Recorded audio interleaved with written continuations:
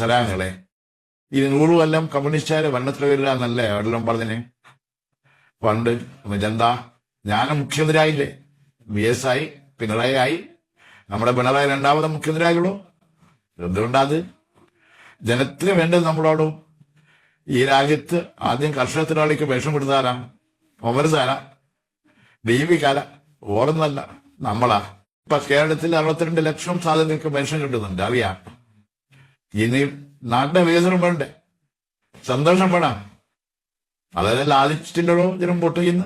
ഇനിയിലും എല്ലാം നമുക്ക് നാട്ടിലെത്തിക്കണം. ആര് ബാധിച്ചാലും അതൊന്ന് വകവെച്ചെടുക്കുക. നമ്മള് പോരാടണം. അതിന് നമ്മളെ പാർട്ടി ശക്തപ്പെടുത്തണം. CPM-ന്റെ സമ്മേളനം എന്ന് പറഞ്ഞാൽ ജനത്തിനാകെ പ്രതീക്ഷയെന്ന്. നമ്മുടെ സംസ്ഥാന സമ്മേളനം മാർച്ചിലെ കൊല്ലത്താന്നറിയാലോ.